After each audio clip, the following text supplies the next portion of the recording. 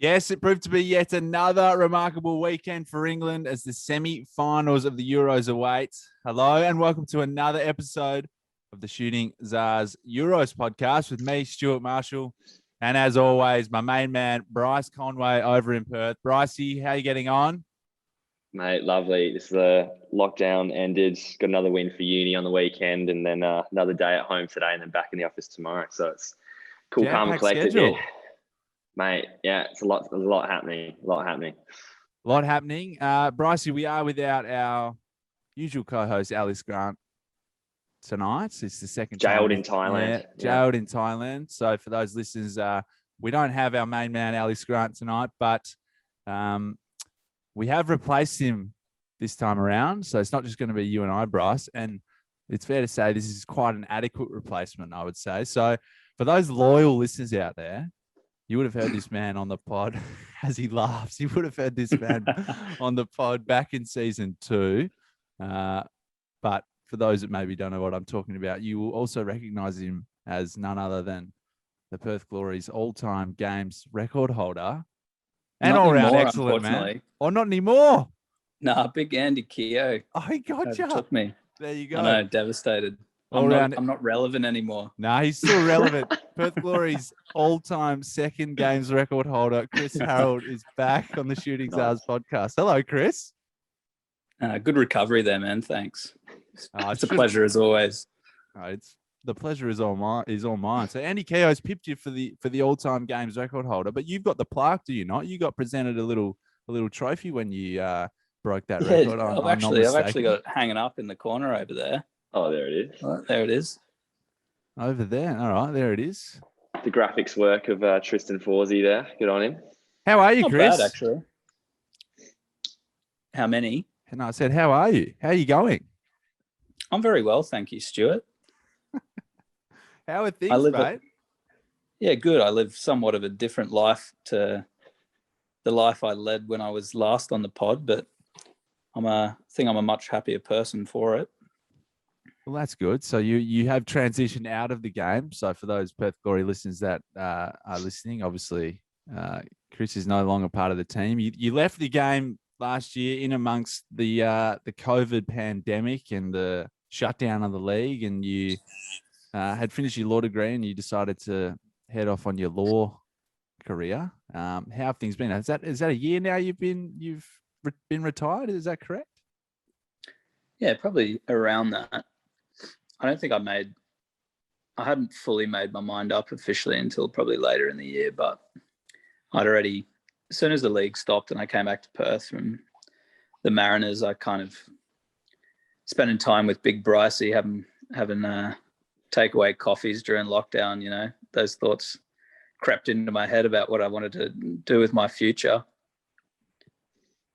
And Brycey's like, this professional life's so good, mate. Get over here.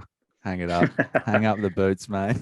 I'm still trying to get him to UWA, to be fair. So I'm a bit, I feel burnt that he's at ECU instead after our discussions. But, that's okay. That's all right. Oh, look, we had our stint, the five-a-side comp down at Doreen Gardens, we had our stint. I think that was probably what rekindled my interest in wanting to play state league, I think. So take some credit there, mate. It was just us and our French kits with Connor, Tristan, Josh, and the likes, just having some fun. That was gold down there at Dorian. That was good. Jeez, I was going to do my ACL every week. The pictures were good, I thought. What, were you playing in this five-a-side team whilst you were still contracted as a professional? No, I think I'd officially hung him up at that point. Right. Stewie, mate. Come on.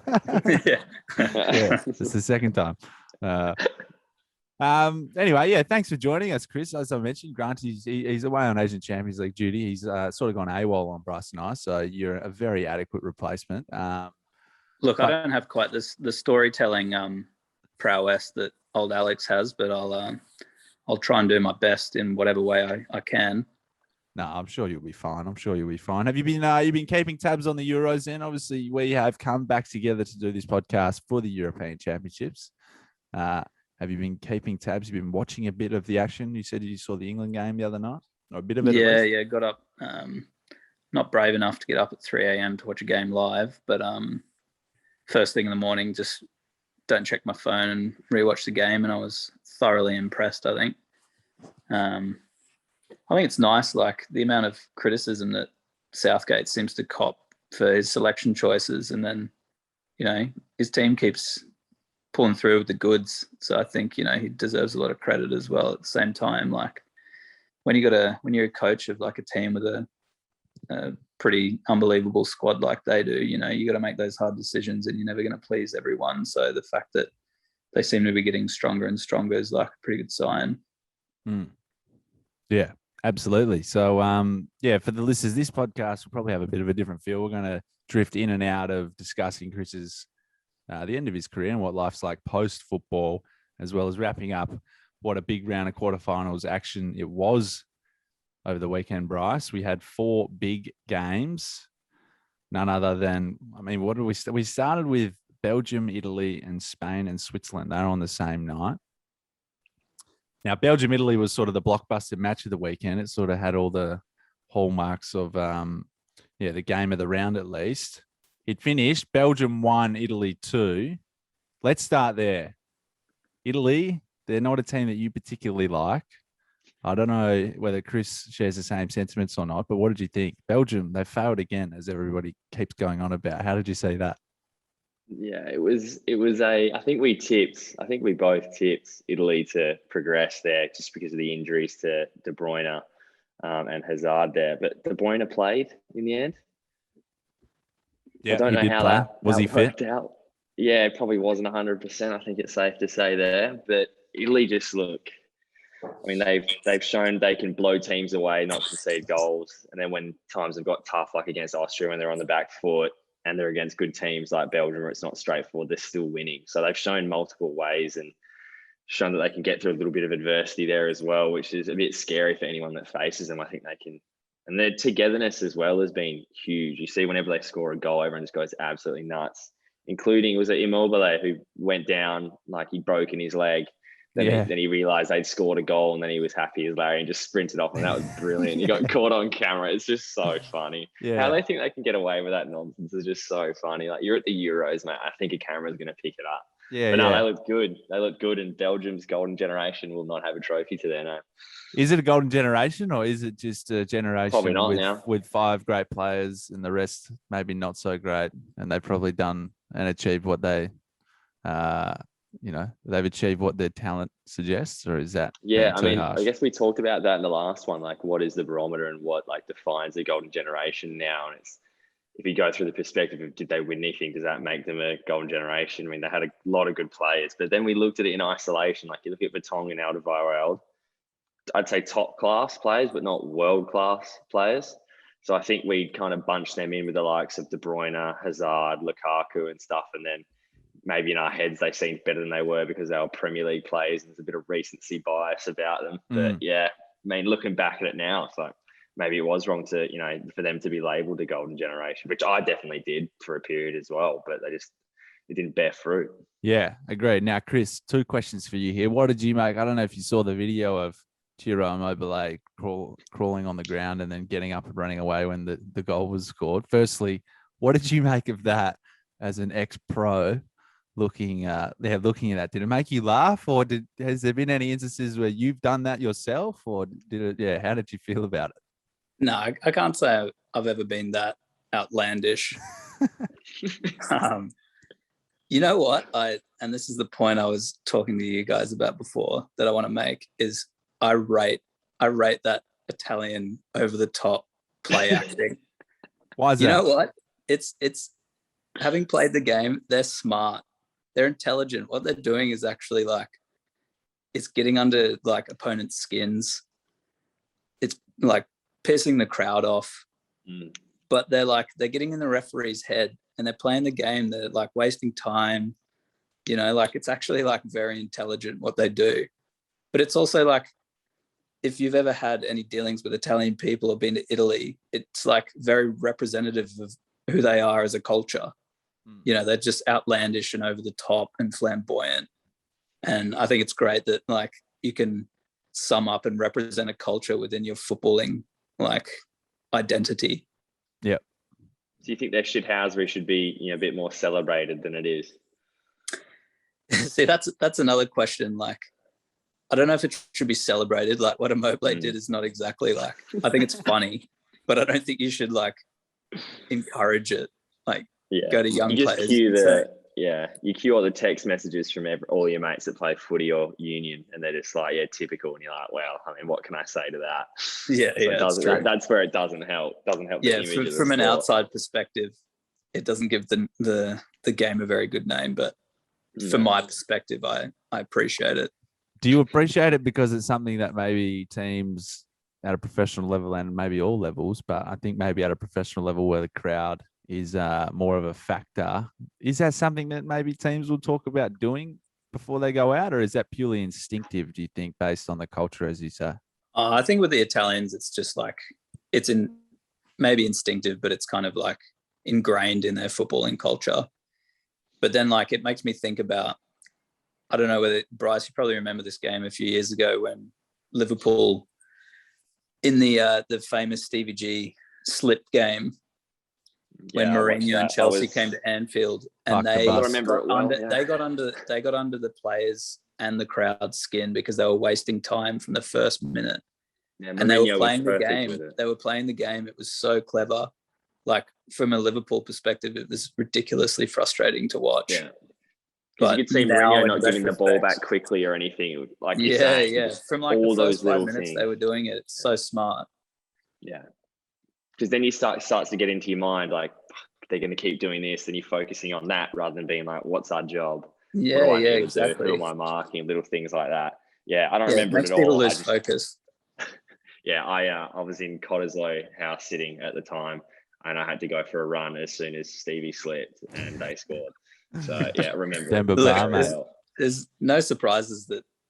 Look, Bryce said he was house sitting in Cottesloe. I wasn't expecting him to say he was house sitting in Burragoon or something like that. Oh mate, I'm in the dirty south. Come on. Isn't he? Down in South Beach. All right. So just quickly before we move on from Italy, Chris, was there any players in the A-League when you played? I've just got to bait you here. Who was the worst at this? Who did you find when you came up against that really kind of annoyed you? Or who was really good at it? Maybe not annoyed. Who do you commend for being really good at play acting and milking it and getting under the referees, like getting in the referee's head, like you mentioned? You've caught me off guard here, man. I'm like, question without notice. Yeah. No, I can't really think of anyone off my head, like off the top of my head. But I'm sure there were people who do it. Guys that just like, that's the problem with the modern game as well. Like any sort of contact now is deemed a foul. So it's just like the extent that which players exaggerate how much they've been clipped. Yeah. What about Andy calling for penalties at training all the time? Did he? I don't remember him doing that, to be fair. He's one of the more honest players, to be honest. He is 100%, but I remember because he's so competitive at training, he'd be calling for pens. It was always quite funny that it wasn't play acting or anything. It was more just like calling for penalties at training. I just found it was interesting. Yeah, because you want to win. Exactly right.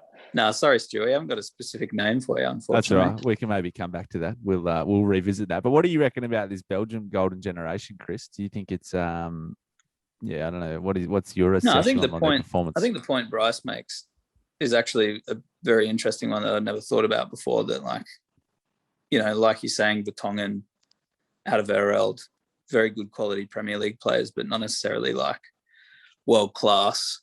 Well, I mean, that's very harsh, not calling them world class, but I mean, like, but they're not. I guess when Kompany, there's a difference between like Vincent Kompany and Vertonghen. And the point I also wanted to make is, how does Thomas Vermaelen still get the national team? Like he was playing in Japan.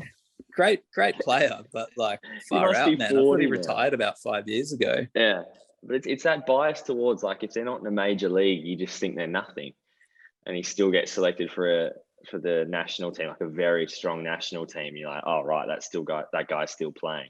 So that's why, like, you look at Italy, and I didn't have as big of expectations on them because none of them are in the Prem, and I don't see them on a week-to-week basis. Yeah, true. So besides Jorginho, but then you kind of like, oh, okay. And then there's players there like Spinazzola and players like that I'm just like haven't heard a lot about that are killing it. I mean, I know he's injured now, but it's just there's that bias towards players that you watch on a regular basis and you read news about from week to week to week. So you think that they're hype and you think that they're quality, but it might be just purely biased.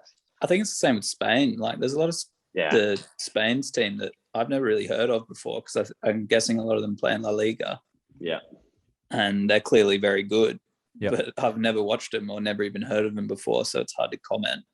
And we're used to every single Spain player being like pretty much in the world 11 and playing for Real Madrid and Barcelona. And then this there's no players playing for that are Real Madrid players in the squad. It's wild. You look at the squad; it used to be like Xavi, Busquets, Iniesta, really? Torres and stuff, and now it's you're getting players that you hadn't heard of before. But they're class. Like some of them, they're unreal to watch. Yeah, and that's a perfect segue into the other game on the Friday, European. Could have done that. I might have done that intentionally. You never know.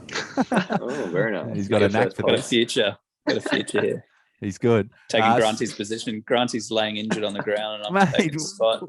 Mate, Granty's gone AWOL. We need to hear from the man first. If you're going to respond, we just need a response. If you're happy to respond, then you can come back on. But Spain won, Switzerland won. Spain on pens. Bryce, so that's 2 games in a row that Spain have gone to extra time and won on penalties, I believe. So will that bite them in the buttocks, do you think? Or no, they won extra time. The last one in extra time. But they played 120 minutes, 2 games in a row. As Chris sort of mentioned, that there's a lot of players in that team that we don't really know, but we're becoming more familiar with now as a result of this tournament. And as you mentioned, there's no Real Madrid players in this team, which is like unfathomable in its own right.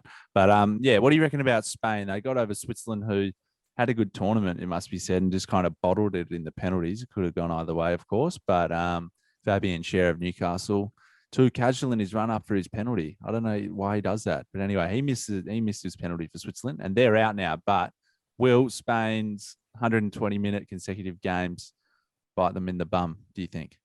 I think it can go one of 2 ways. They can either be exhausted, or it galvanizes the squad and shows like even when we're backs are against the wall and we have to kick on, we are able to do it. And they can have that confidence that no matter what happens in the game, they are able to come back. And if it goes through extra time or penalties, that they can do it. So if we've done extra time and then have done penalties as well, I think I'd take a lot of confidence from it as a squad. And with the way recovery is and the science technology they have, you'd hope that it shouldn't be too much of an issue, but I think only time will tell there. I think the next result will kind of answer that question and dictate how correct we are there. But I think players like Pedri, the young Barcelona midfielder, he's been absolutely unreal, and he's fantastic to watch. His skills, confidence on the ball. So I think they're uncovering a lot of gems there, Spain, and being under the radar a little bit, I think kind of suits them.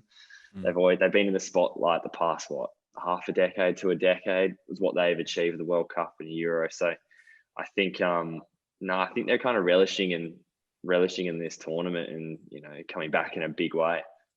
Yeah.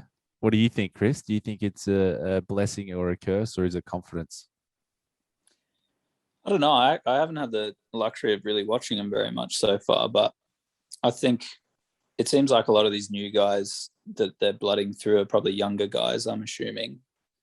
And I guess that little less pressure, like Bryce is talking about, that comes with the expectation would suit him.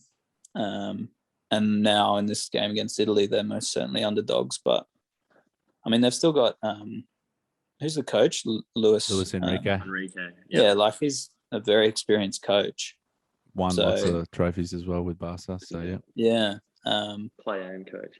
Yeah. Look, it's hard for me to comment because I haven't really watched them, but I'm intrigued. I mean, like Spain always inherently have a lot of talented players. They've clearly got a good coach coaching them. They don't have that pressure or expectation like Bryce has spoken about. So, I mean, if they lose this game, it's probably like still a good tournament for them. So, yeah, well, they've got to get through Italy. So that's the first semi-final. That'll be happening Wednesday morning Australian time. Italy v Spain. Who's your tip, Bryce? I think Italy will win. I think their experience might shine out at this stage of a competition with some of the older players that Italy have compared to Spain. But I think it's going to be very close. I think Chiellini and Bonucci are showing. I think they're Chiellini's now like 36 and Bonucci's 34, and they are showing us the best defenders in the world still. And it's an interesting one. You look at a lot of teams and plays, they get a lot of credit. I've got the flash haircuts, flash cars and all this, but they're just like balding guys in their mid-30s that just know how to defend. And they kind of look the same as well, don't they? Oh, yeah, they're identical. They've also looked the same for the last 10 years. I swear, I'd like to see a comparative shot of Chiellini 10 years ago compared to now. I reckon it'd be pretty similar. Yeah. No, he hasn't aged a day over the past 10 years. But that's the other thing as well. Like, you have a go at the Italian national team for being, big diving theatrics, but then you've got those two like absolute rocks. Gladiators and back, yeah. And you had guys like Cannavaro back in the day. Like, their central defenders have always been like incredibly good defenders. Like, I think that's another thing with modern football is like we seem to pump up defenders who are good on the ball, but it's not always spoken about as much, like guys who are actually good defenders, and like Italy seem to consistently produce those sort of players. Always had them, yeah. No, you're right. So, yeah, as I mentioned, Spain v Italy, that is Wednesday morning, Tuesday night. But I 3 a.m. or the midnight game? I think they're both 5 a.m. Sydney time, so that'll be 3 a.m. Perth time. So, yeah, if you're in the West, you'll have to be getting up at 3 or starting it at 5:30 before you go to work or whatever, but I'll get up and watch it live. That's the only thing. I mean, all the games now are kicking off. All the games are at Wembley Stadium for the rest of the tournament. So both semis and the final will be at Wembley Stadium, and they're all kicking off at 5 a.m. So we've got first semi-final on Wednesday morning, 5 a.m. Sydney time at least, and then Thursday morning, and then the next Monday is the final. But Italy-Spain, probably going to be Italy, but who knows in these games. And that sort of takes us to the other big results, and probably the biggest result from our point of view, Bryce. England are through to their third major semi-final of the past 3 years. They got to the World Cup semi-final and lost to Croatia. Then they got to the Nations League semi-final and they lost to Portugal, I believe. And now they're into the European Championship semi-final against Denmark. After, their best game of the tournament, a 4-0 win over the Ukraine. Interestingly, all 4 teams that are in the semi-finals played all 4 of their group stage matches in this tournament in their home stadium. So that's an interesting stat for how the tournament's been set up across the 12 Look at cities. That. He's done his research. So that's an interesting takeaway to sort of see how, just a reflection of how the tournament's been. But Bryce, comment on England for us. 4-0 win, emphatic. Jadon Sancho's come in and looked like he's been there the whole time. What did you think about it? I think it was uncharacteristically calm, dominant, clinical from England at a major tournament that I've never seen since I've been following England on the international front. I think you're used to 1-0 or 2-0 or 2-1 wins where there's a sense of nervousness, panic at some stage of the match. But this for the full 90 minutes, as soon as I think Harry Kane scored in the 4th minute after an unreal assist from Raheem Sterling, I think that just kind of set the tone and England were dominant from there. Ukraine didn't really have the answers. I think Southgate, it has to be commended for his homework and strategy coming out and knowing that the Ukraine fullbacks like to, attack, and then he masked them with Shaw on the left and Walker on the right, just making sure that they, made sure that they weren't a threat. And they were completely nullified by Ukraine. They just had no pun intended, or? Of course not, of course. But I just think the biggest one for me is at the start of the tournament with Raheem Sterling, he was a man that wasn't informed, didn't play a lot of football for Manchester City compared to other seasons. He's come out and proved everyone, including myself, so wrong. He's been a man inspired. I'd be tempted for him to be my pick as man of the tournament or player of the tournament. He's so patient on the ball. He draws fouls so well at the right moments. His passing's been unreal. And obviously he scored a couple as well. He's been there at the right moments when England's needed him most in some games. So yeah, I think he's been a bit of it's not a revelation when everyone knows what his best is. And this is kind of showing his best, which he's done previously, but it's just a big return to form for him. And seeing Hendo get his first goal for England, I was actually buzzing. I got off my couch for that. That was for sure. So happy for him. What a legend. Do you agree with everything Bryce said, Chris, from what you saw? Yeah, very much so. I think I think the thing that stuck out for me with England in this tournament, it's like what you said at the start, Bryce, is there's certainly a calmness, and like it's almost like a shift in mentality from the England national team that hasn't been there ever before. There's always been like, it seems like the pressure's always, the weight of the nation's expectations always like overburdened them, and they've always struggled to deal with that. Whereas now, like, they just seem to be content, and everyone knows what their roles are and what they have to do. And you're right, Bryce, they look clinical now, and like people are giving them a bit of stick for, not creating so many chances in the start of the tournament. But like when you've got guys like Harry Kane in your team, you're always going to score goals from somewhere. So it's like, and I think the fact that they've kept so many consecutive clean sheets actually is quite remarkable. And that's like, all great teams, it's the cliche, they're built off a foundation of a good defense. If you're not going to concede any goals, like, you got a pretty good chance when you've got pretty weaponous attacking players like England do, and a lot that they can bring off the bench as well. Yep. I think that's they're kind of growing, aren't they? Like in the group stages, a lot of teams will peak early and then kind of fade away as the tournament goes on. But England have just kind of ramped it up. They've gotten better and better as the tournament's gone on. Sterling's gotten a lot better. Harry Kane's now improved and on the score sheet now and looking back to his lethal self after a slow start. So I think everyone else in the competition should be extremely worried now. I think arguably favourites. And I think last time we said Italy, England, it's like borderline, but I'd say England would be favourites now. Wow, really? Favourites off 4-0 win, even though Italy have been performing better throughout the whole tournament, it could be said?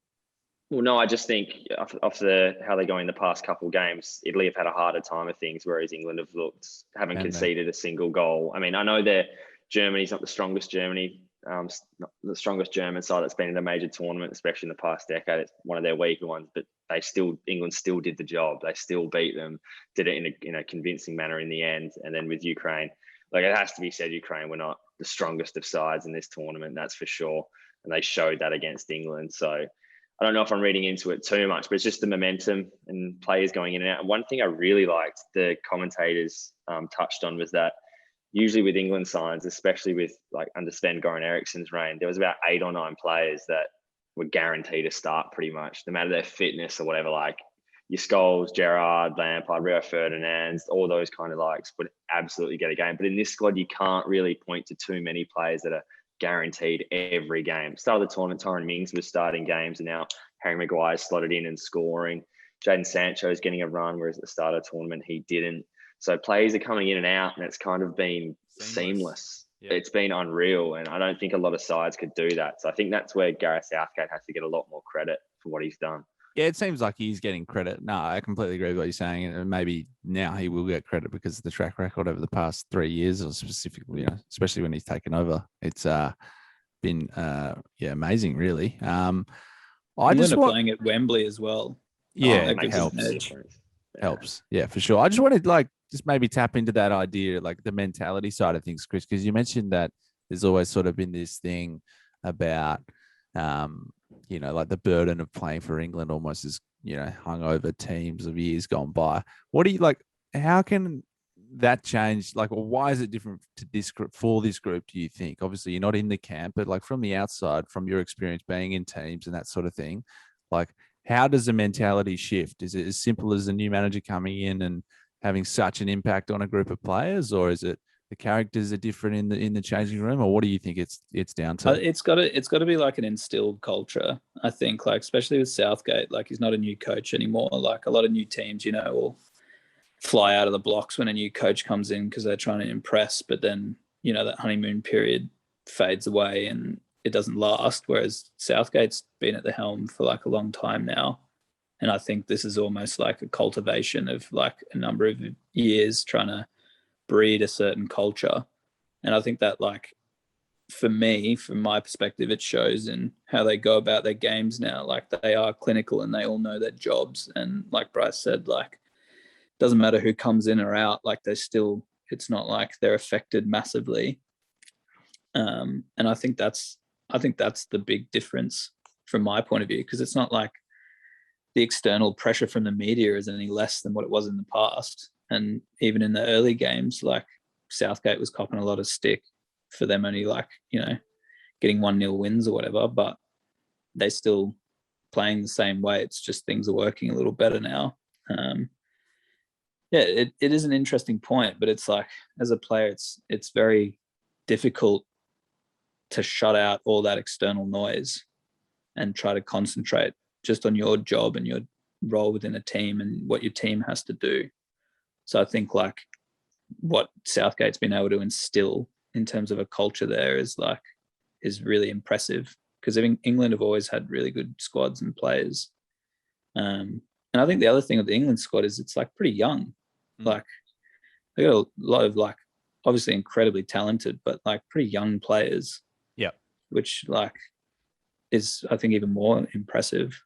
Yeah, for sure. Well, yeah, Sancho's what, 21, Saka's 18, Foden. I don't know, everyone knows the ages, but yeah, no, you're spot on. Just quickly, you say it's difficult to shut out. Is that purely because everybody's on their phones? Is that like where the noise comes from in that sense? You say it's maybe difficult to shut out media attention.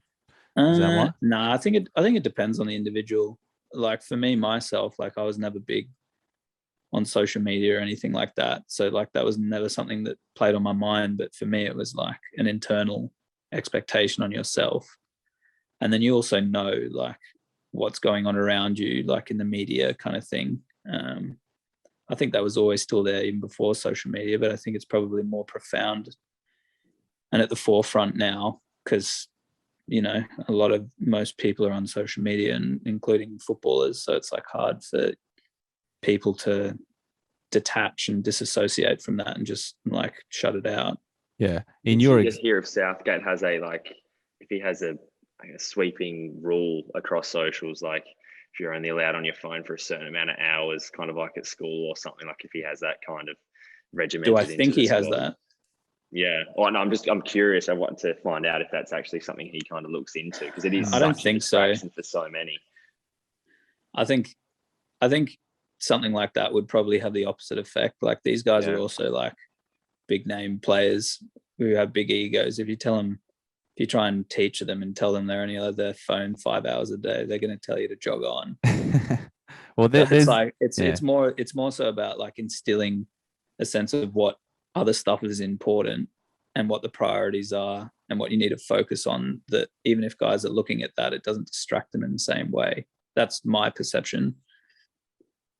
It's interesting, hey? Like I it's funny what you're saying, Bryce, about Southgate maybe needing to be a teacher. Yeah, have you heard the stories about? I think I heard it on the Peter Crouch podcast, but it was he was telling stories about Fabio Capello when he was manager of England at the World Cup, and obviously Fabio Capello didn't speak English, so he had his assistants that maybe spoke more English than he did. But one of his rules was at all the meals, when they sat down to have team meals, they weren't allowed any sauce, so that there was no ketchup or mustard or anything like that. They weren't allowed condiments when they ate for whatever reason. And Hopper was the same, man. Oh, was he? Man, when I remember we had a preseason tour in Malaysia, and honestly, for like a whole week, the the food was so bland, and we all we were allowed was salt and pepper. Like we weren't allowed any like olive oil or soy sauce or like olive oil. And No, or maybe olive oil. No, maybe we were allowed olive oil, but like no sort of. And the meats that they were giving us were just like dry grilled. What? Chicken breast or like beef. Like it was just super dry, and you weren't able to season or flavor it in any way. It was like that sounds like a fun tour. For a foodie like me, it was a challenging week. Did he explain his rationale behind it? Like, what was the reasoning? Nah. Yeah, but I think guys kind of know. It's like, what is it diet? Like, is there excess sugar in these sauces, and that's the reason? Skin folds, Chris. That's it. Thank God I don't have to do those anymore. All right. Well, there you go. So maybe that's why Fabio Capello did it. But that's 100% why he did it. But there's a bit of blasphemy in it, I find, for Italians as well. Like our coach UWA is Italian, and when I remember when I had salad with my pasta, he looked at me like I just disrespected the flag almost. So I think there's a real passion for it, and the way things are done have to be done in a certain way. So it's interesting that culturally proud. It is, yes, love that. Yeah, fascinating. I didn't expect to get that gem of information out of you there, Chris. But anyway, just one final thing that's on my mind in regards to shutting out this noise thing. Just like in terms of like after a game, when you go in the change rooms, like from what you can remember and like your experience, like is it when you're in the change room after a game, the players get on their phone straight away and are like maybe looking at Twitter? And is there ever conversations, or had you ever been in a change room where there'd been conversations about maybe reading what social media was saying straight after a game? No, I've never had conversations, but like, well, you heard other players talking about it, maybe. No, I don't think so, because it's like, I don't know. It's if you're doing that, if you're checking social media straight after a game, like that's just your ego kicking in. Yeah. Like for whatever reason, it's like whether it's going to be dented or whether it's going to be inflated. So I think either way, guys they're not going to like go and talk about it. You know, if someone's pumping you up on social media, you'd have to be a bit of a wanker to come out and be like, "Hey, everyone, look how good I am on Twitter." Like, yeah. Like, well, but also the other way, if you're getting slated, you're not going to be like, "Hey, everyone, look what this guy's saying." Yeah, look how bad I am on social media. Like, yeah, fair enough. But I think, yeah, unfortunately, like guys, you know, that's like a lot of people. You know, it's not just footballers either. It's like that's their main source of like, what's the word I'm looking for here? Like reinforcement. Yeah, affirmation. like satisfaction. Yeah, like affirmation that they're good, or you know, someone to tell them that they've done well. Like rather than that just coming from internally or from people who are like close to you or your teammates or whatever, the people who actually understand. Did you ever get, so you say you weren't into social media before we move on, I'm just curious, did you ever get like, was there ever moments in your career where you were probably looking at it too much and you felt it affecting you?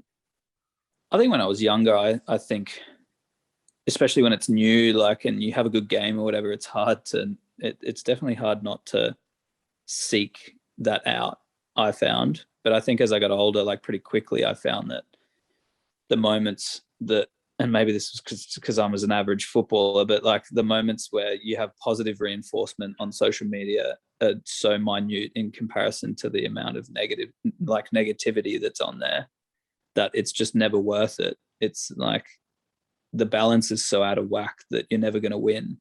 It's like gambling. Yep. Okay.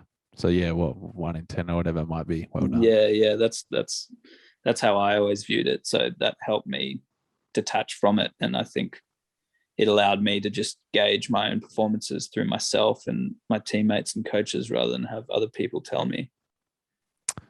Yeah, that makes sense. Oh well, at least you get to have tomato sauce now, which is it's the main reason I retired, mate. And when you say tomato sauce, you mean a whole bottle of red wine, right? The red wine, sorry, yeah, the good stuff. All right, Bryce, final word on Ukraine before we move off this game. Shambles. I think that's harsh. I think huge credit to Shevchenko to lead his country, which is they're not a massive footballing nation when you compare them to the likes of England, Spain, Italy, or Germany. So I think to get into the quarterfinal stage was an unreal achievement, and I think the whole country should view it as a massive success on their behalf for sure. Yep, just outclassed in the end, really. By a team and a country with a lot better resources. It's one of those things that makes sense that they were.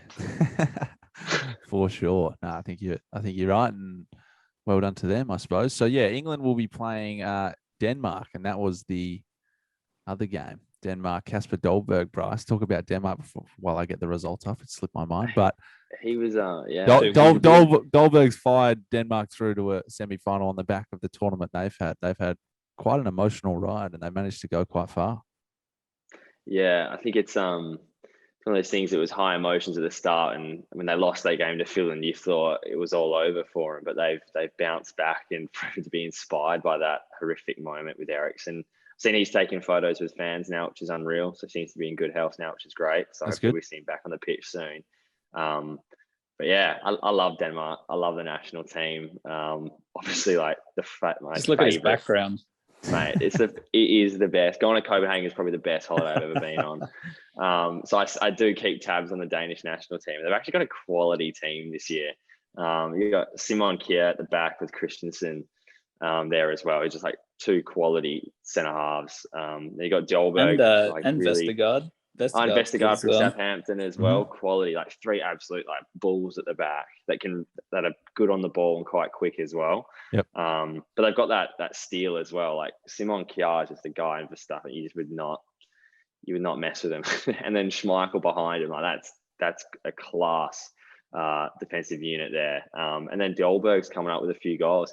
I found it weird, his reaction to the goal. He didn't seem to. Maybe he's like a bit of fig He's jam probably about baffled him now. at the assist that guy produced. That was outrageous. Oh, that's my favourite. The outside of the boot. It was just so nice. And then Braithwaite, of course, he couldn't finish. So Dolberg had to pick up the scraps and finish off. Good finish as well. It's always a hard one when it's that level in the air to try and finish. But he showed great poise to finish that off. He's class. Yeah, Chris, what were you going to say? It's the outside of the foot. It's like when you pull it off, it's absolute magic. But if you don't, then it's like, why the hell didn't you use your other foot? Yeah, that's me. Every time I go to cross on my left, I'm outside of the right. Get told off that much. So Czech Republic 1, Denmark 2. Schick got another goal. So there's now rumours of him potentially moving to the Premier League, which is probably fair enough. He looks like a good player. Denmark, Delaney scored in the 5th minute, and then, as I mentioned, Dolberg. So, yeah, Denmark. How funny is that name, by the way? You look at all those Danish names, and you've got this guy called Delaney from Hull. Thomas Delaney is his name. Yeah, so funny. Do you have Canadian background or something? Yeah, you know what? I'm just gonna do a quick Google. He is part. Well, one of his parents. Did he play at Dortmund? He does play at Dortmund. Yes. So, but yeah, Chris, did you see that game? Did you see the Czech Republic Denmark game? And if so, what did you think? I watched the extended highlights. Yep. 24 minutes of them, including adverts. Thanks for that. Yeah. I just wanted to clarify. No, I think Denmark's another like youngish team, like with some. I think they have a lot of mobility and pace up front. It seems, and then like you said, like that back three with Kasper Schmeichel, like that's a seriously strong like base for them to build off. And then they're two wing backs. I'd never heard of them before, but Striker Larsen, I think, is on the right. I can't remember the left. Yeah, they're both Striker pretty class though. Yeah. So they seem to have a pretty good mix. Like it'd be interesting to see.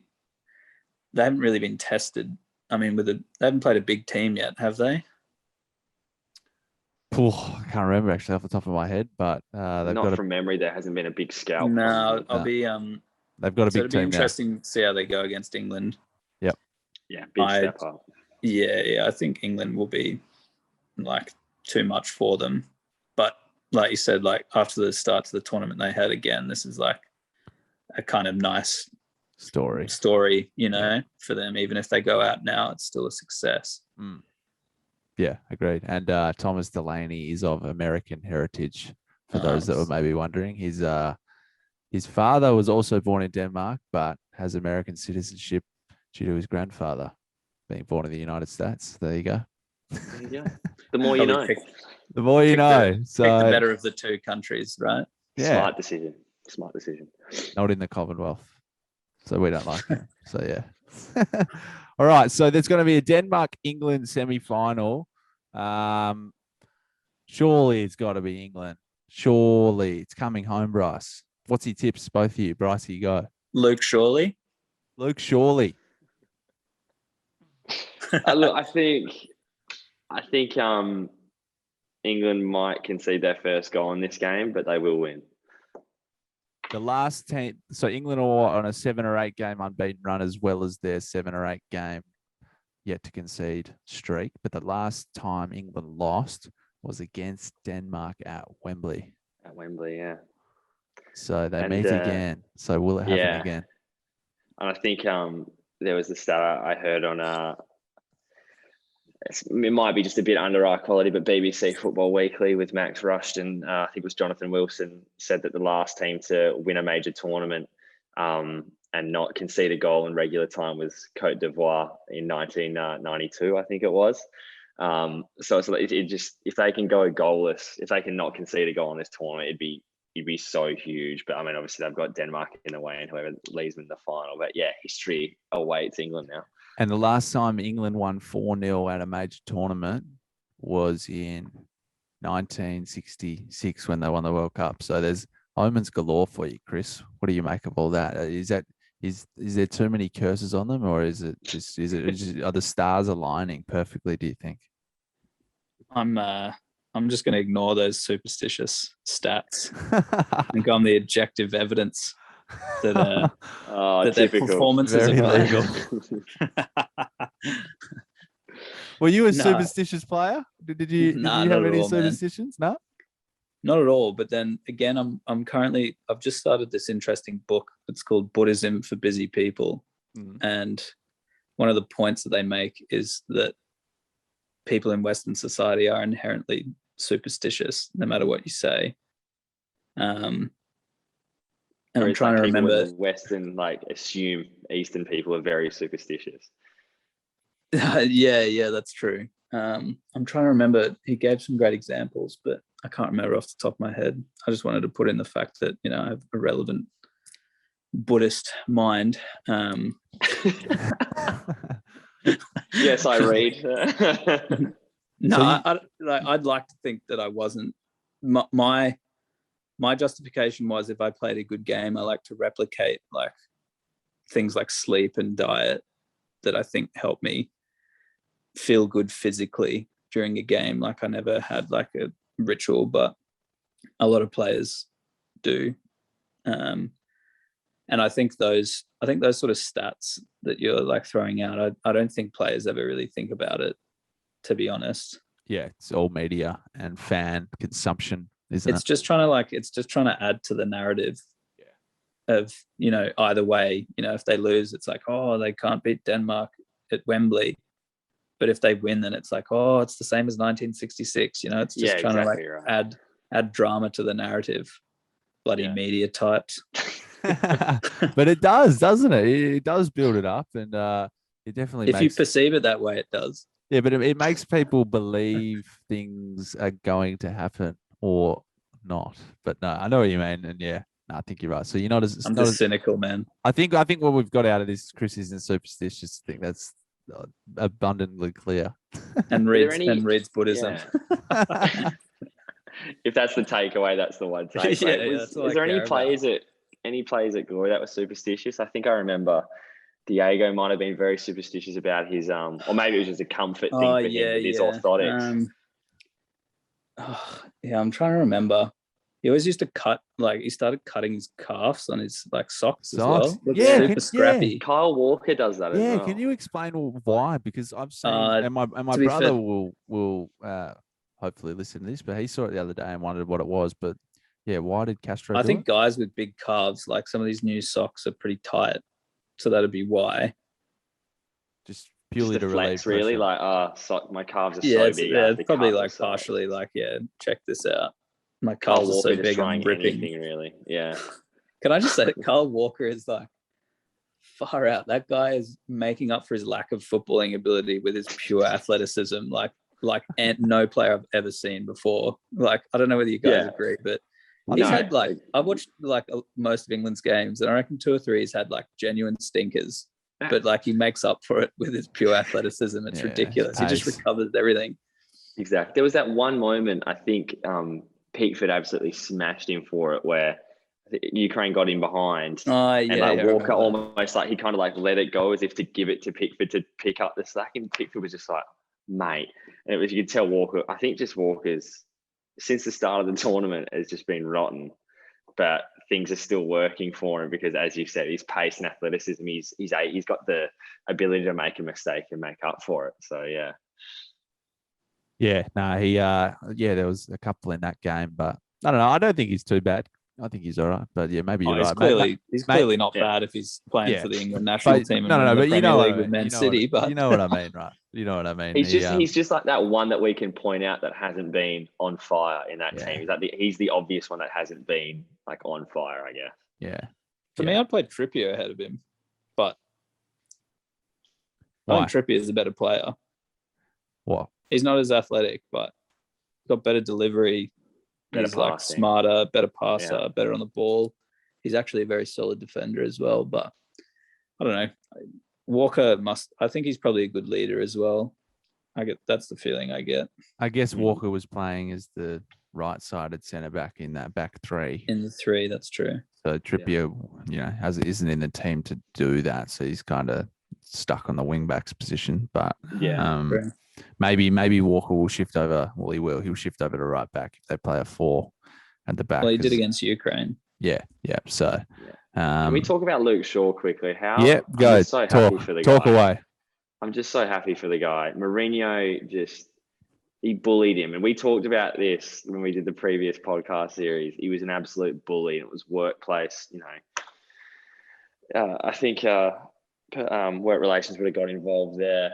HR would have got involved there and told Mourinho off there. But it's just so good to see him smash it. And I saw a shot and he's just rocking a bit of a dad bod as well. And I love it. I just think he's one of those guys that doesn't try to be fancy. He just goes out, but you can tell he loves his football. Had a horrific injury where they nearly had to amputate his leg at the start of his career at Manchester United, and he's come back after all this rubbish with Mourinho. And now didn't Mourinho praise him in the press? I swear I read something about Mourinho. He might have, but it would have been tongue in cheek because he smashed him for so long, and he keeps coming back and bringing him up. He's just rent free in Mourinho's head at the moment. He'll probably sign him for Roma. When we played Man United a couple of years ago, so that was when Shaw was still he hadn't really been playing much first team football. Yeah. When I saw him in person, he honestly looked overweight. And I think that's just partially he's got one of those body types. He's so chunky, it's ridiculous. Yeah. But power, just pure power. Yeah. What was it? Did you come up against him in that game? Did you actually? Because you're right-sided, left-sided. You might have. Yeah, pure just wide girth.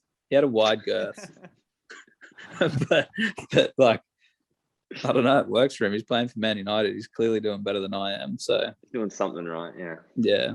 What are you? I'm just happy for him. Yeah. No, I think. Yeah.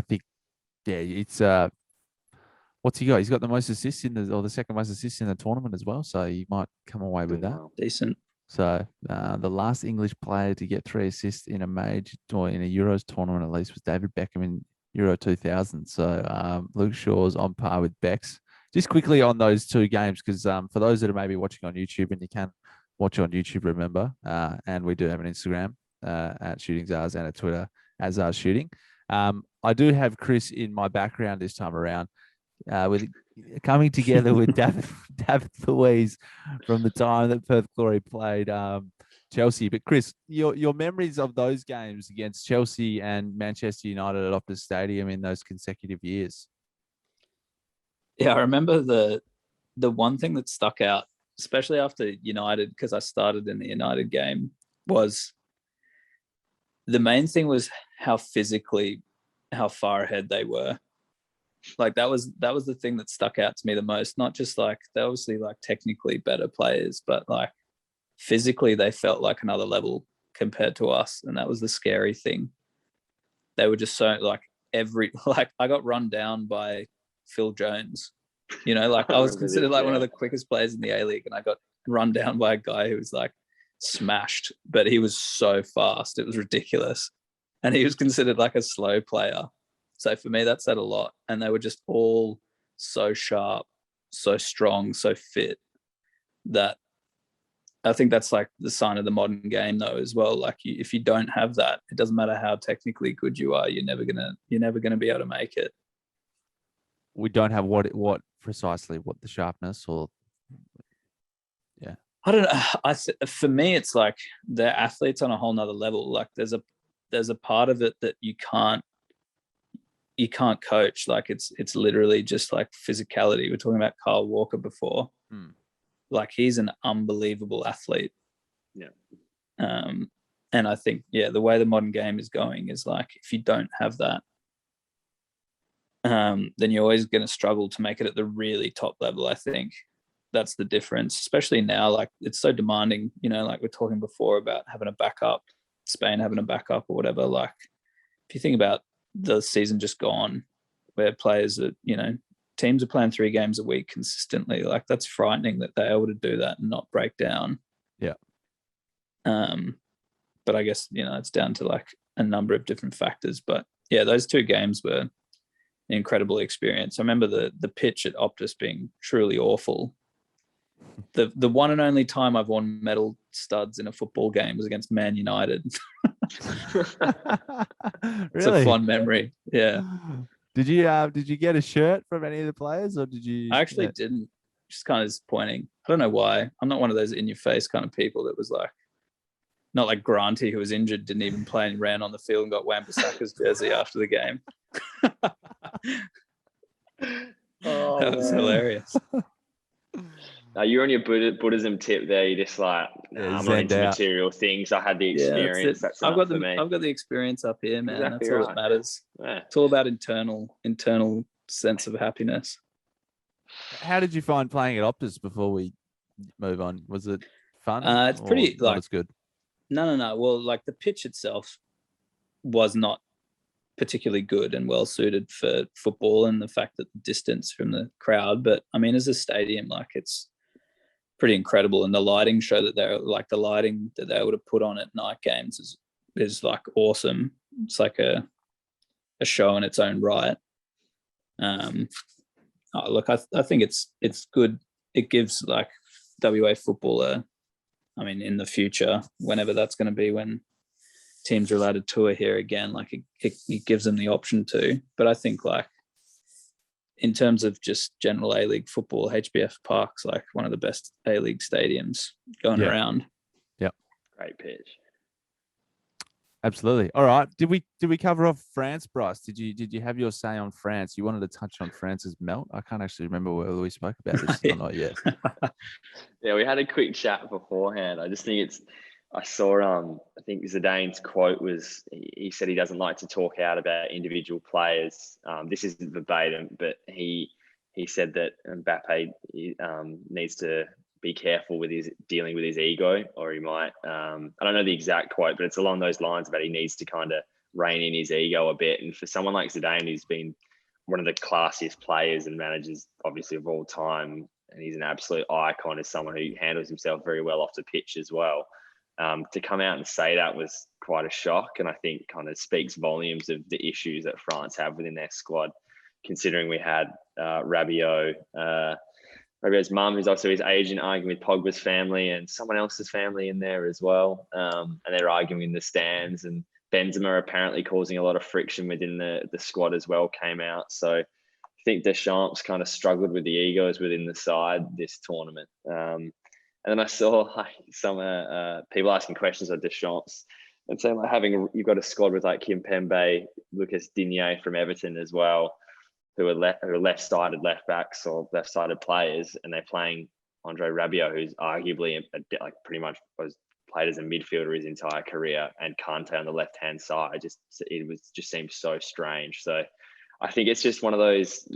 I think it was at the 2010 World Cup, 2006 they melted after losing to Senegal and not reaching the knockout stages after they won at the previous tournament. Anelka cracked the shits.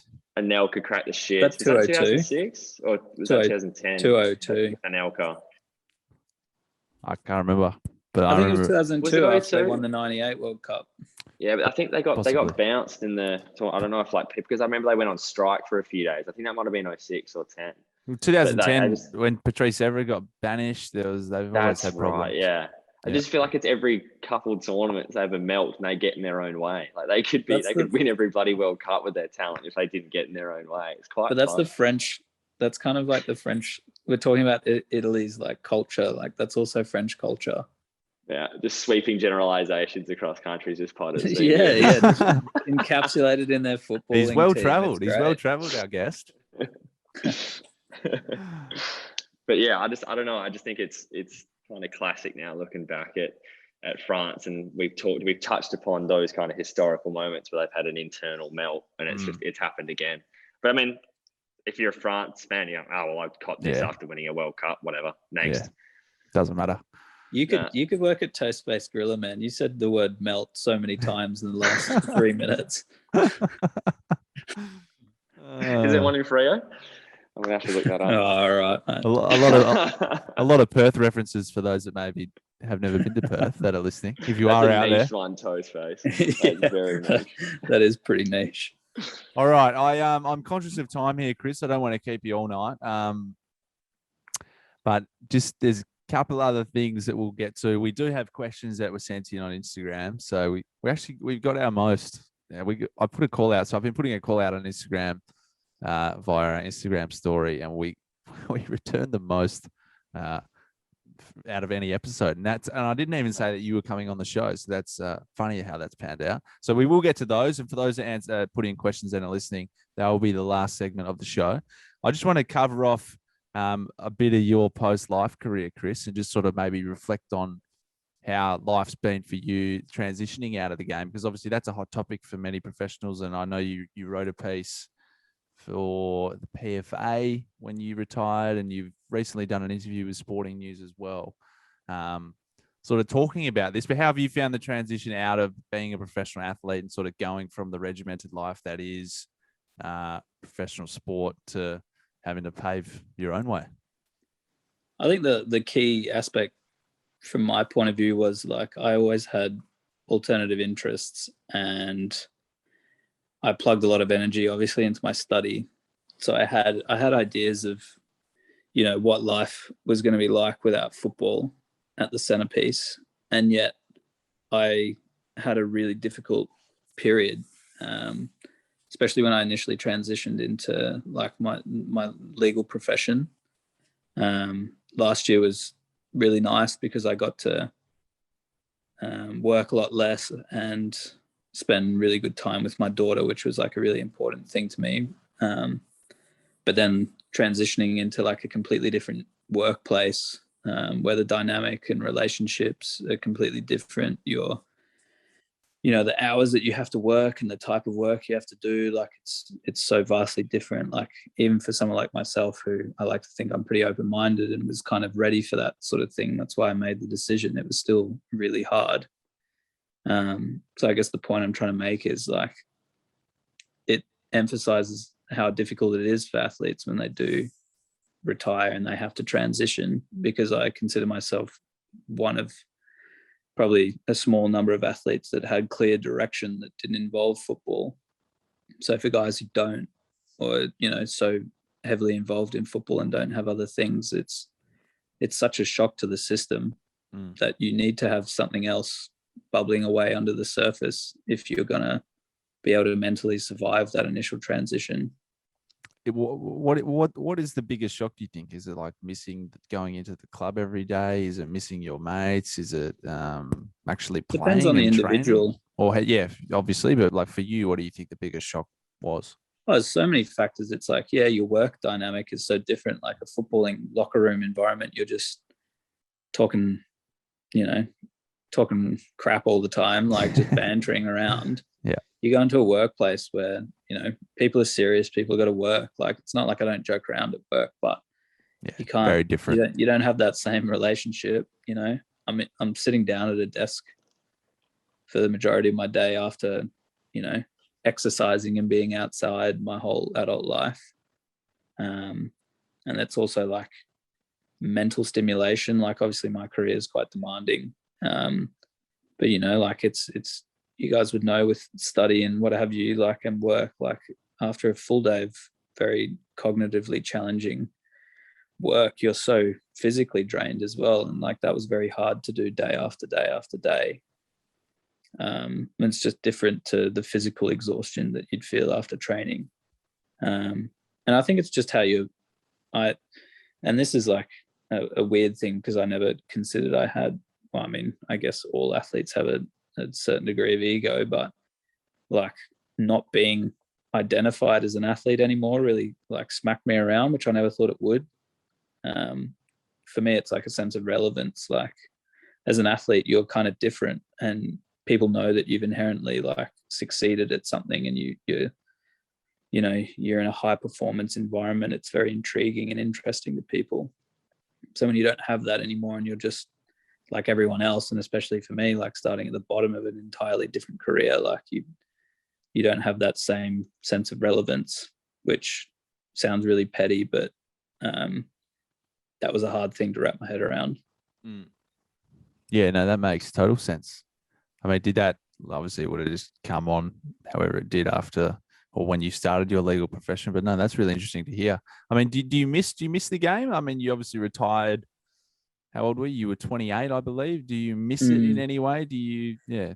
Obviously you're still playing now. You play with ECU Joondalup now, and you're sort of playing at a pretty high level for a state level. But yeah, do you miss playing professionally? Oh, there are aspects that I do, but I don't think I miss like the whole rounded profession. And I think that's, why I know I made the right decision. I think for me as a person, the things I like doing now that I'm able to do, even though I live a very busy life and, it's very different, I think I'm much more content within myself. Because I think, unfortunately, as an athlete, you have to constantly push the boundaries and strive to be better. And it's not that I don't do that now. It's like just at a different level, as an athlete, if you don't have the constant growth mentality, then you're already perceived like you're failing and you're on the way out. And that's like very challenging to deal with all the time. For me, who is a person who likes to maintain like a sense of equilibrium and, a constantness to my nature and my day-to-day, I think that makes me generally more happy. Whereas like with sport, you tend to have those huge roller coasters of emotion that, it doesn't matter how zen you are, like that takes its toll on your mindset and your mental health. Yeah, makes sense. I mean, and you finished up your playing days up on the Central Coast. How was that experience? It's a beautiful part of Australia. People need to go there. It's actually like, I think people who don't live within Sydney or New South Wales, it's like a bit of a gem that most people don't know about. And for me, like I had a couple of tough years at Glory, so it was hard. It was nice to just go somewhere where I felt valued as a player again, which was nice. And it was kind of like, it was important for me to move away from Perth before I just, which allowed me to make that decision to retire, I think, because I'd tried something else. I'd been somewhere different, but I think ultimately I'd set myself and my family up here, and that was sort of more important than my career. Did your family go with you when you moved over? I assume they did. No, they stayed here. Oh, wow. Okay. So how long was there It gaps was a bit over when 2 you didn't months. see them? Yeah. And then obviously when the COVID pandemic hit, you came back pretty quickly, I remember. Is that right? Straight away. Yep. So how did you view all that as well? That was obviously, it's a big story last year. Obviously, things have changed in Australian football now. There's a new Channel 10 deal, and actually the complexion of the game is actually looking quite positive. But at the time, obviously, there was the league had shut down and there was no TV deal sort of on the table, and Fox looked like they were going to get out, which had, massive financial ramifications for all clubs and the Glory. How did that whole thing contribute to you? And I mean, yeah, what's your take on sort of how the players were handled or how it went down? I think for me, the biggest issue with all of that is the uncertainty that it created. I think that's the major issue. Guys were going over east for like Glory teams were going over east thinking they're going to go away for 3 days, and then 2 days later they'd find out they're staying there for 10 days, and it's all right when you're younger and you don't have family, but when you have, attachments back home, that's hard to do. And I think, it's also uncertainty. Players had no idea what the future of the league looked like, which is really hard when it doesn't matter if you're young, and you're trying to make your, start your career, or you're older and you got a family and you got responsibility, you need some degree of stability in your life. So that level of uncertainty and unknown as to where things are going is really difficult to deal with. So I'm glad that, something's been set in stone now, and hopefully it's like a concrete slab that they can build off a foundation and help grow the game. Because I think I feel as if the A-League had really sort of, it was bottoming out a little bit because Fox probably foresaw that they were going to get out at some point. So they weren't investing money to actually grow its exposure, whereas now there's a new investor who will inevitably want the game to grow. Like they don't want it to not grow as a profitable best interest. Yeah, from a profitable point of view. So like hopefully they invest wisely in it, and hopefully now that the clubs have been running the league for a little bit longer, there's a bit more stability from that sense as well. But with some of those cowboy owners, you never know what they're going to do. Yes. I think you're right. Yeah, it'll hopefully. I mean, it seems pretty fascinating, even with the new deal. I saw Tom Glover, I believe his name is, Melbourne City keeper.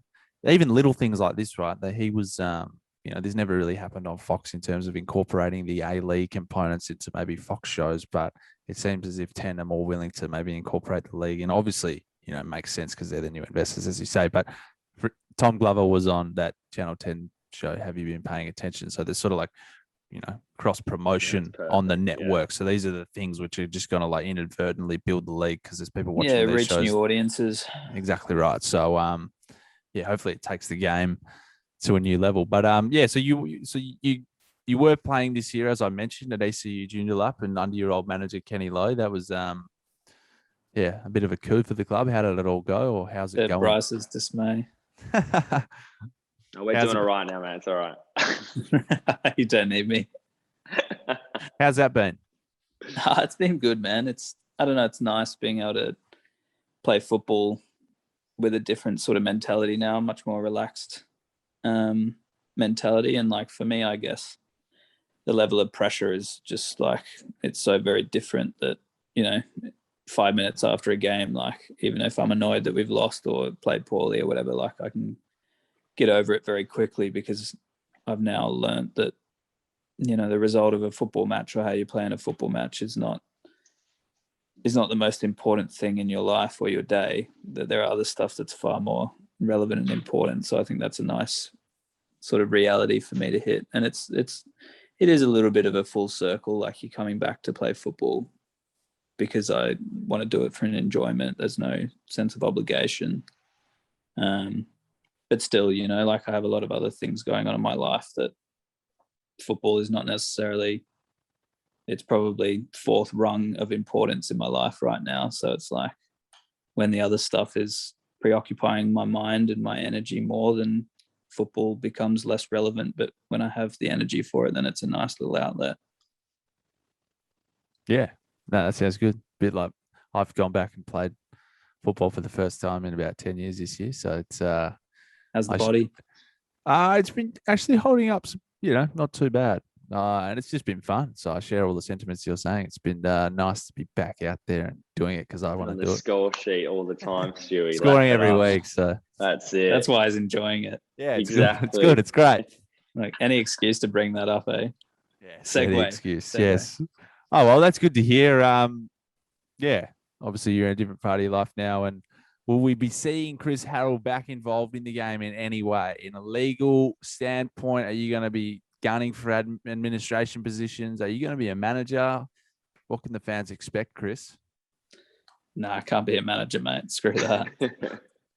No, I don't know. Like because of my background, like staying involved in the game and at some level would be interesting. And I'd like to think I'd be able to implement a lot of good ideas, but it's not something that I'm like gunning for at this point. I need to get legal experience first, and then, wherever that takes me. I've had experience with the PFA, which I think I'd like to do again in the future. Like, it's really interesting being involved in the game from a more administrative, like business, legalistic point of view, because you have to view things so very differently. Whereas as a player, it's just purely emotive. And you don't think about it quite as rationally, I think. So it's nice being able to view the game through different goggles. Yeah. Keep listening to Mickey Franzone. I think you'll be slotting in there in no time, Chris. Big man. Another Perth reference. Another Perth reference for those. That's even niche, that reference. That's even nicer than Coach, mate. This is turning Shouts into to just. Mickey. I don't even know who that is. So this is just turning into personal jokes between the two fellas. That's the beauty of having your own podcast, eh? Yeah. All right. We'll keep this moving because we're approaching an hour. We're probably over an hour now. But anyway, how about we'll skip the EPL this week, Bryce. We'll touch on this episode. We'll touch on all the big stories. Obviously, Jadon Sancho is the biggest one, but we'll cover that off a bit more in our next episode. I thought of this whilst we were recording this. I just wanted to, in reference to a recent podcast I've been listening to, they've been doing a quick hand segment. So you ask 5 quick fire questions, and I just want to. They're all about your career, Chris. But I'm going to ask you 5 quick fire questions without notice, and you got to try and answer them as quickly as you can. It's all relating to your playing days. So, number 1. Best player you played with? Oh, geez. Liam Miller. Liam Miller. Or Diego Castro. One or the other. Favorite ground you played at? I think HBF is pretty great, actually. Because of the surface, because of the crowd when it gets going, just good It's quality. like it's size, and it's so perfectly suited for the A-League that also when we got good crowds there, it was pretty pumping. Best manager? I don't know. I'd say Kenny, because I just think he invests in people, which I really like. Favorite goal you ever scored? I scored like a sort of scissor kick against Melbourne Victory in like the first year I was at Perth. I reckon that was a pretty good one. And finally, the thing you miss the most, which we may have already spoken about. I think it is the relationships that you form with teammates.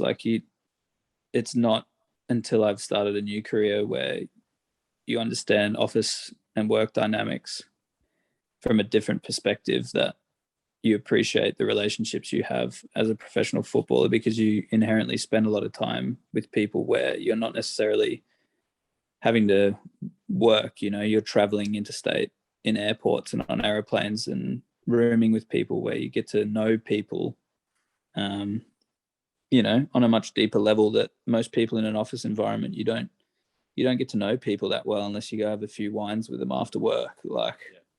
It's you form quite special relationships, especially with, a number of particular individuals that you obviously are quite close with. I think that's the big part.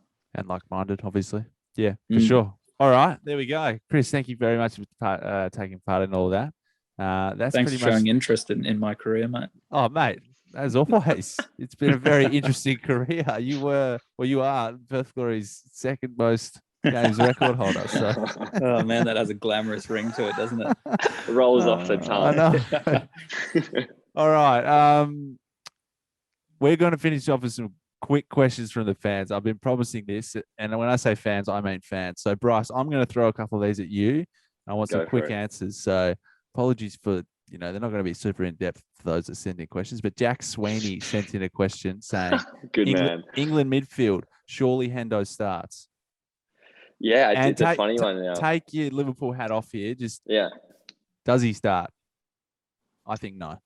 I think no. He doesn't have the amount of minutes in his legs for it. But as Chris and I said after that previous game, who else would you want in world football right now to come on the pitch to shore up a midfield at the end of the game if you're leading? Fantastic substitution to come on at the end. I don't think he's starting.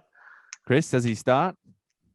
No, you can't drop Phillips and Rice after the performances, and I think Bryce is right. They got more mobility, and they've been doing a job. There's no reason to change it. Yep. All right. My man Felix Silverstein has sent in another one. Assuming England get through to the final, who would you want them to face off against? Bryce?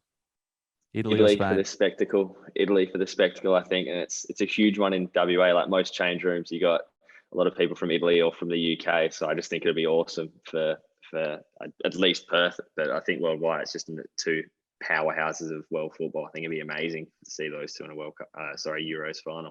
Chris? I'll just ditto what he said. Yeah, no, he summed it up. concisely. I like it. All right, we've got John Turner, our man, The John man. Turner. The best. He sent in a few here. So John, we may have to answer the third. He sent in 3. One of them was for Granty. So John, we'll save that for the next time Granty's on.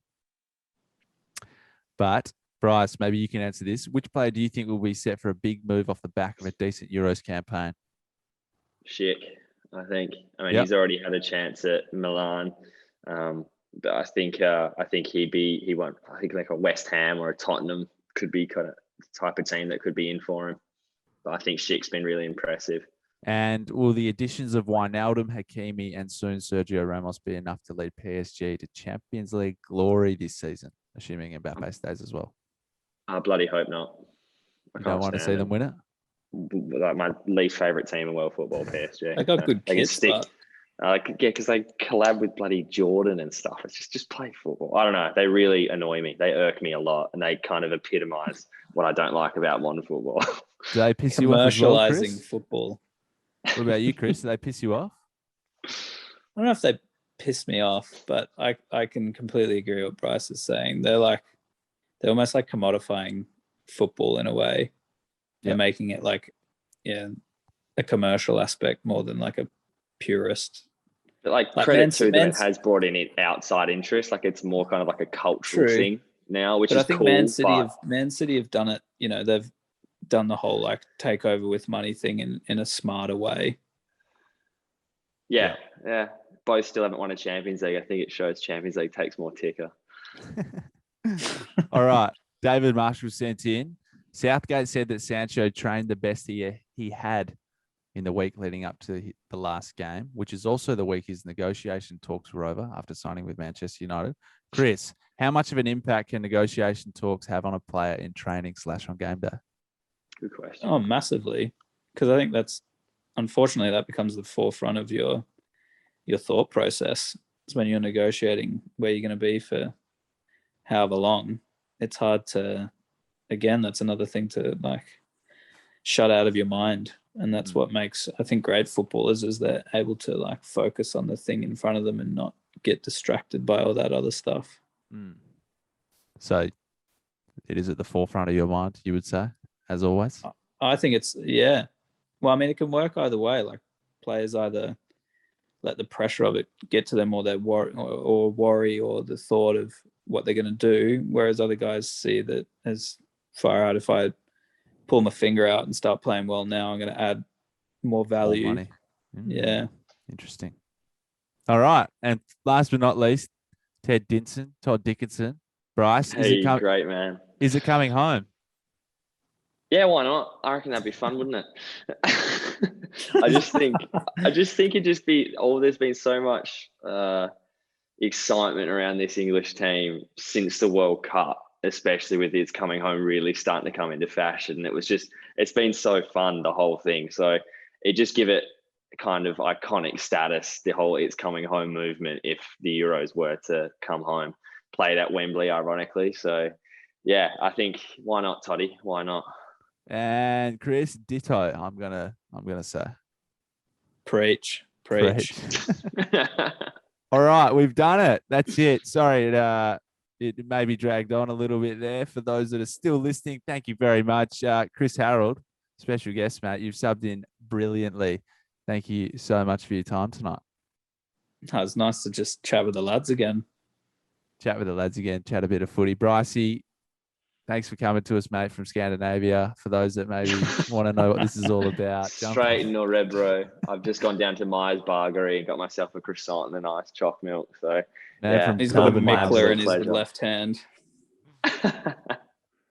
Thanks for taking the time tonight, guys. It was a lot of fun actually. And for those